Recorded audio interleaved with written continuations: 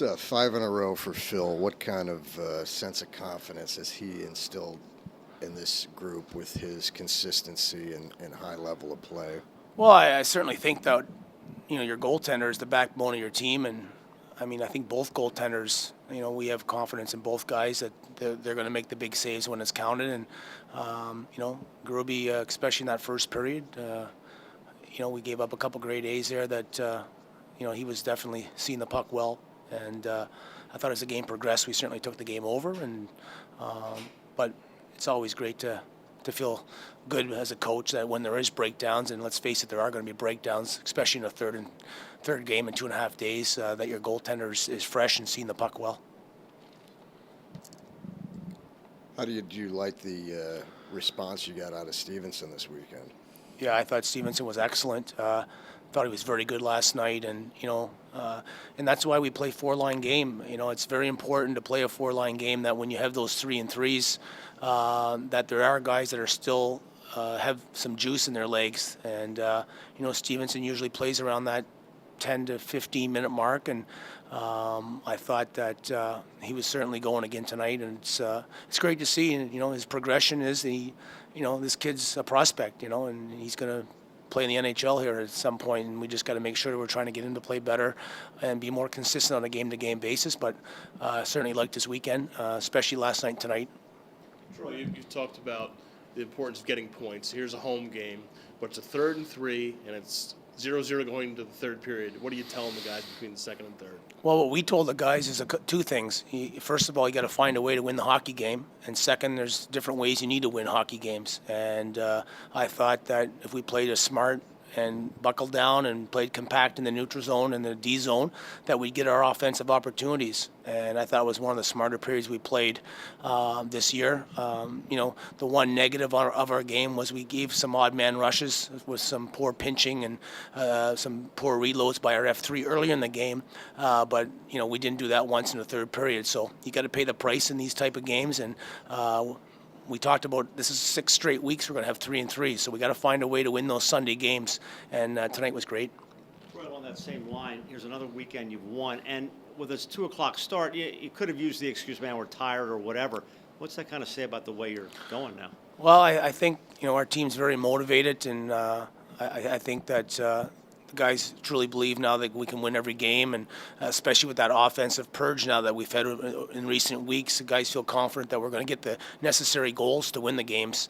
And as well, it's one of those situations where it's a 3 and 3, and you got to find a way to win your games in hand. We talked about that before the game as well. Only game in the league, game in hand on Wilkes-Barre, and we got 3 games in hand, but you got to win those, and we did that tonight, and it's a nice accomplishment for the guys. What was the effect of the 2 o'clock start on the usual 3 and 3 fatigue? Well, I don't know. From the players' perspective, I can't see how too much changed for them, just because they got an opportunity to get a good meal and sleep in, which would probably we would have brought them in at 10:30 for a 5 o'clock game anyway. So I don't know how much it affected them. I know from the coaching perspective, it was certainly harder for us because the 4 of us are in here before 8 o'clock trying to get everything ready because you're a little bit more rushed in preparation. So a little bit harder on the coaches, I think. But overall, I wasn't too worried about the players. And then we made some lineup changes to get some. Gruby was fresh, and Morsey was fresh, Broda, and we had some guys with O'Briens and Stevensons and even Galiev, whose minutes are conducive to play or have strong third game in 3 nights. I had you at 14 and 14 on a penalty kill this weekend and 2 of 14 on a power play. Your thoughts on that?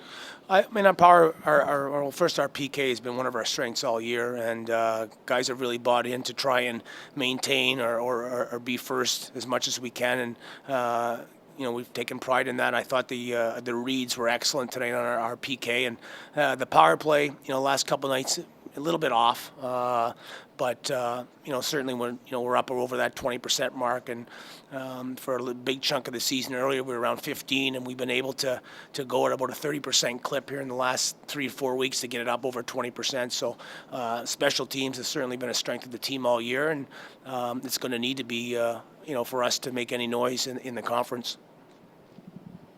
Was your scouting report on Moore and Broda jumping back in the lineup?